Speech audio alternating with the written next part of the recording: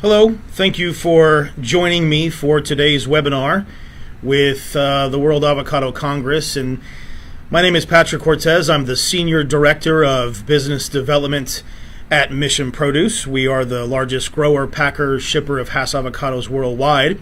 And today we're going to be talking about post-harvest shelf life extension.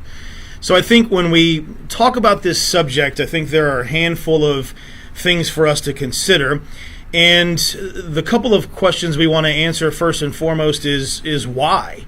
And I think when we look at perishables and produce globally as a whole, there's a massive commercial aspect to this, both to the retail, food service, wholesale sector, but also to us growers, packers, and shippers.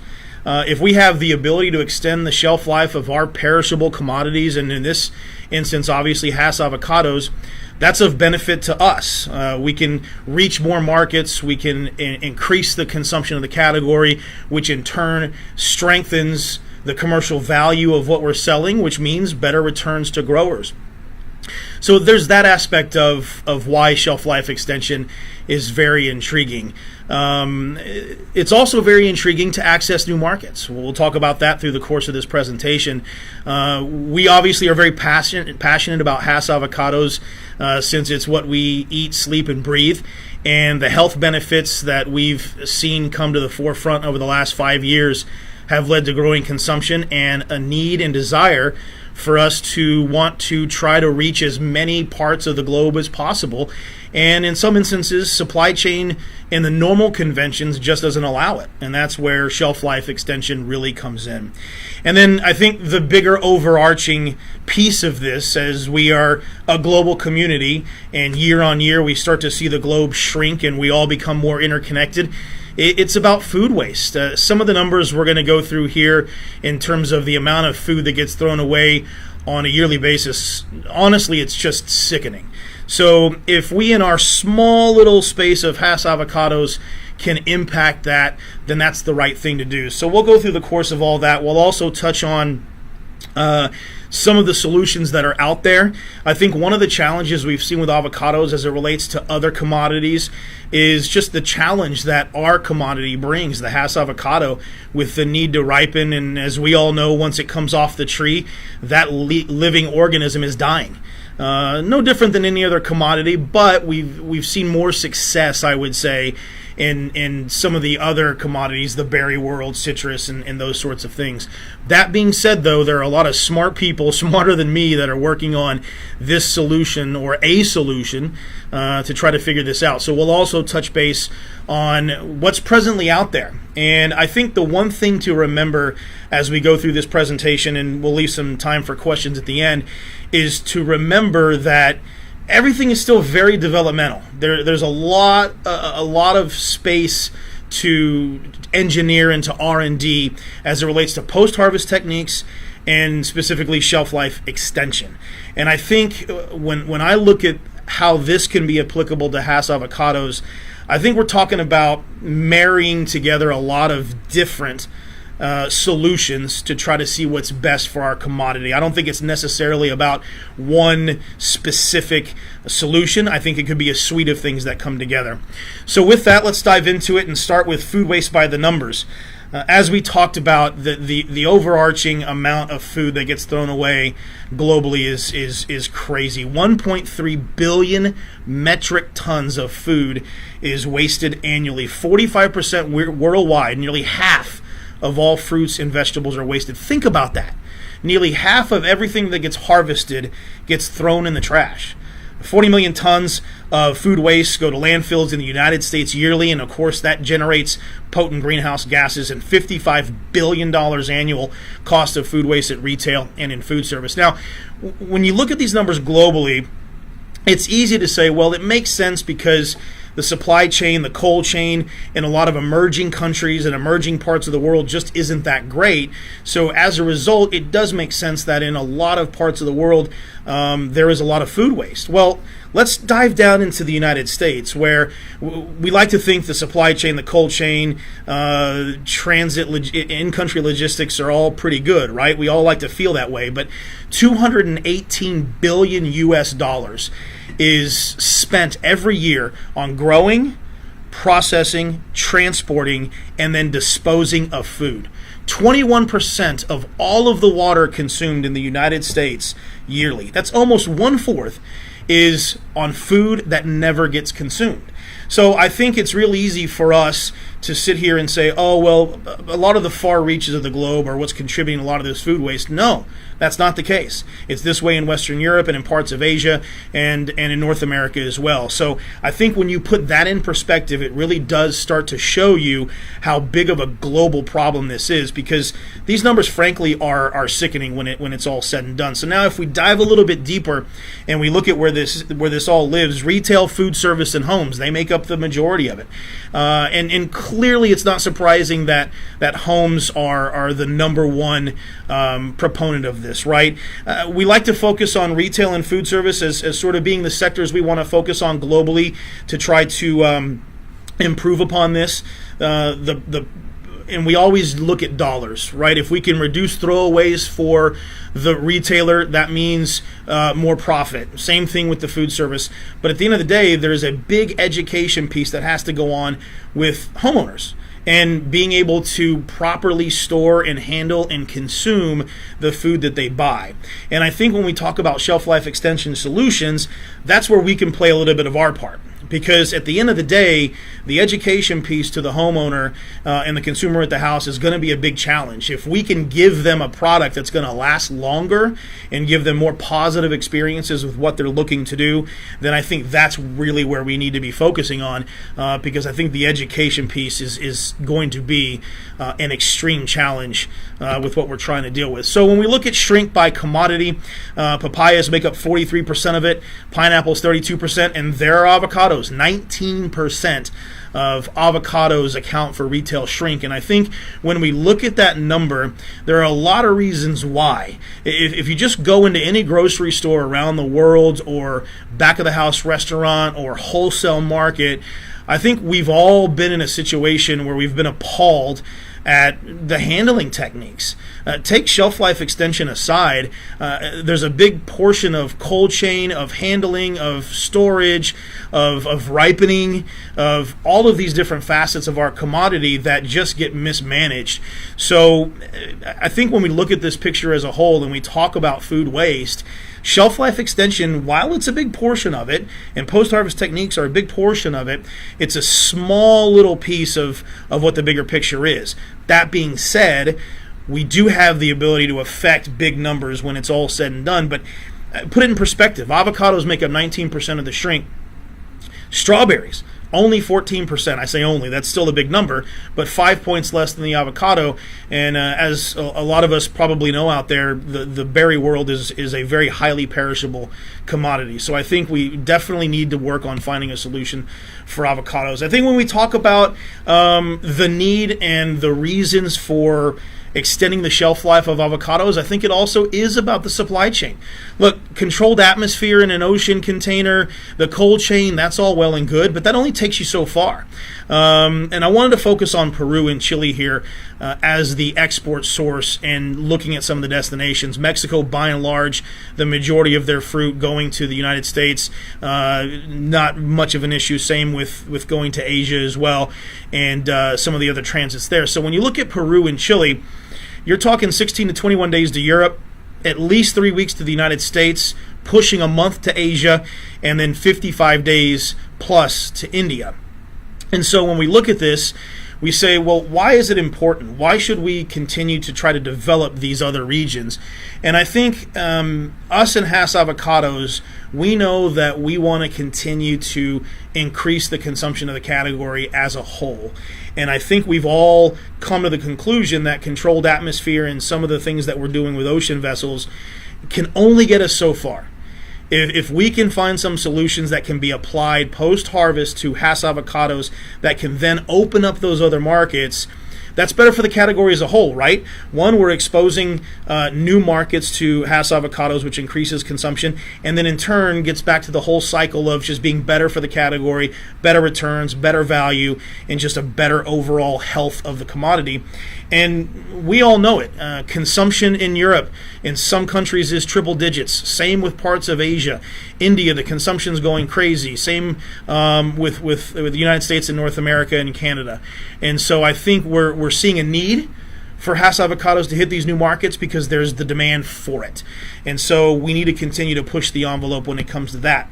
So then we say, well, why are they so hot? And a lot of this are things that you're going to know, right? We all know the health benefits of what Hass avocados bring. We're now seeing a situation where the healthcare industry is going from a sickness industry to a wellness industry. 96% of health professionals are recommending avocados now. Balanced nutrition, we're seeing more of that globally as a better healthy eating and whatnot. And then children's health is a huge one. So many studies are coming out. I've seen them come out in Asia. They're coming out in North America about how avocados are the perfect baby food, not only for babies growing up, but also for nursing mothers. And as we start to see that become the evolution, and people are saying avocados are where we need to be getting our good fats and getting our good nutrition, I think it's also something to keep in mind as to why we should be looking to ship avocados so far. Now, all of this ties into what we're trying to achieve here, which is getting a good quality product upon arrival that also has shelf life so it can be consumed. Why?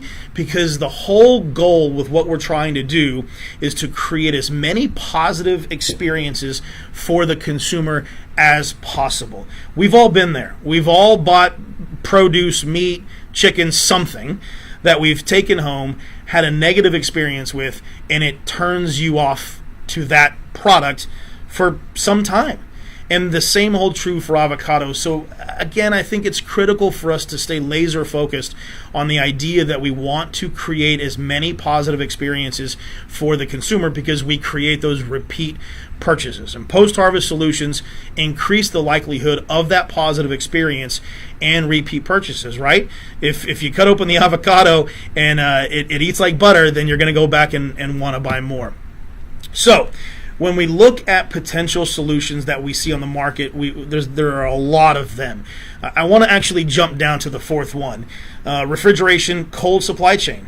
Why do I want to start there? Because that is hands down, by far, the tried and true method that we as an industry in produce, not just Hass avocados, but in produce, have used primarily to extend the supply chain. And look, if you have a buttoned up cold chain from the post-harvest technique to the time you pack the fruit to the time you get it on the ocean container and get it to your distribution facility and then on to the customer, the longer you can keep that fruit cold, there is a positive impact to shelf life, as we all know. Now, that being said, refrigeration and the cold supply chain only get you so far, but you got to have that as a base. So then we move on to some other applications that we're talking about. Ethylene scrubbers have been around for a long, long time. They slow down the ripening process by actually removing ethylene from the air. So you apply a packet or whatever the case may be, it then goes out and grabs the ethylene from the atmosphere surrounding the avocados. And if there's no ethylene in the air, the ethylene can't bind to the avocado, and the ripening process does not advance as quickly as normal. So ethylene scrubbers have been successful and have been around for a long, long time. Modified atmosphere packaging, something else that's been around for a long, long time in a lot of commodities. Right, we've seen it work very well. It is highly successful in creating a controlled atmosphere inside of the packaging by managing oxygen and CO2 diffusion levels. I think the challenge with modified atmosphere packaging is you're adding packaging. You're handling the fruit more, and with this growing trend of removing plastic, I think it's something to be aware of. MAP has its place for sure in the produce industry, but that being said, with initiatives we've seen with retailers in Europe, in Canada, in the United States, we see this growing trend of trying to remove some packaging. I know there's a retailer in the UK that is trialing with a handful of stores of just doing bulk produce completely and removing everything out of their packaging wise out of their stores. We'll see how that goes, but something to keep in mind despite how successful it's been. Ethylene absorber packets and films, they kind of go hand in hand with ethylene scrubbers, but they're more integrated into the packaging, whereas an ethylene scrubber might be a packet or it might be actually a canister or whatever the case may be. These ethylene absorber packets and films are actually integrated to the packaging, but they do the actual same aspect to what the ethylene scrubbers do. Sprays and coatings maintains the moisture and reduces oxidation when applied to produce, so a physical coating on the produce, which kind of acts as if it's its own controlled atmosphere chamber. Those have been highly successful in test environments and continue to show promise. And I think with all of these, things that need to be continued to develop to see what potential possible impacts they could have. But the sprays and coatings are definitely something that are very intriguing. A lot of them are organic based, which is very intriguing, as well as organics continue to take more and more of a forefront as well. And then 1-MCP gas, it binds to the ethylene receptors on avocados and other produce items, reducing the absorption of delaying that ripening process. 1-MCP gas has been very utilized throughout produce. As a matter of fact, 60% of all apples sold in North America have been treated with 1-MCP gas. So like we talked about at the top of this conversation, I think when you look at all of these solutions, all of them have shown promise, all of them have shown challenges. And so that's the reason why when you look at Hass avocados specifically, we're still a ways away, in my opinion, of having a one solution fit all. Is it a combination of a handful of these? It could be. Is it something that's still being continued on the market? Where there are liner bags, there are pallet bags, there are all kinds of solutions that are coming to the forefront. It seems as if every Fruit Logistica or every PMA or every Asia Fruit Logistica, there's something new that people are trying to do.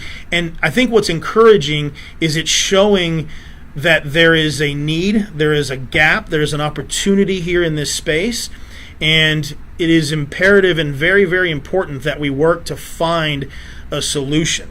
So these are just a handful of what's on the market now as it's been related to Hass avocados.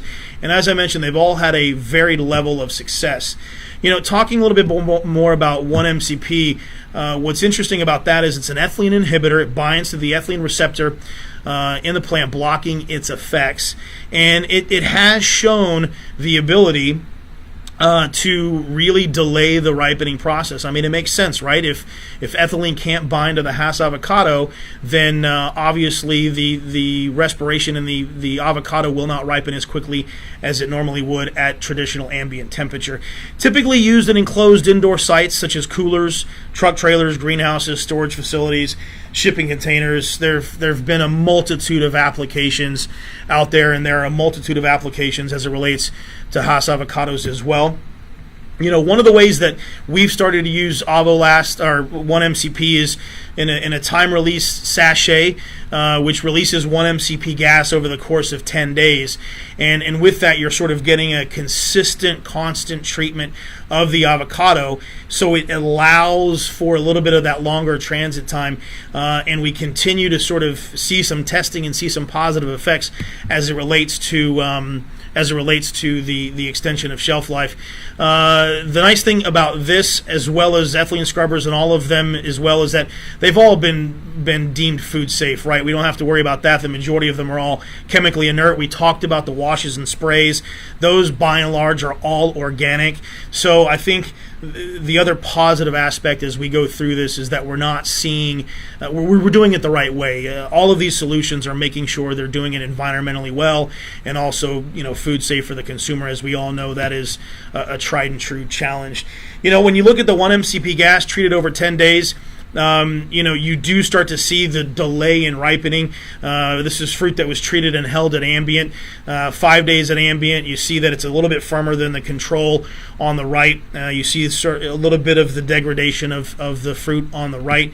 You advance to 12 days, And again, you're seeing positive fruit cutting clean, whereas control fruit has already gone to stage 5, and you see a lot of cutting black and not performing well. So I think, again, what we're trying to achieve here is finding a solution and maybe something together that combines it so that we can get that extended shelf life. Because if you're a consumer at home, and we've all done this before, where we've bought some produce, we've left it on our shelf, we've gone back 3 or 4 days, we forgot about it, it was behind the bread bin, whatever it was, and that fruit's gone bad.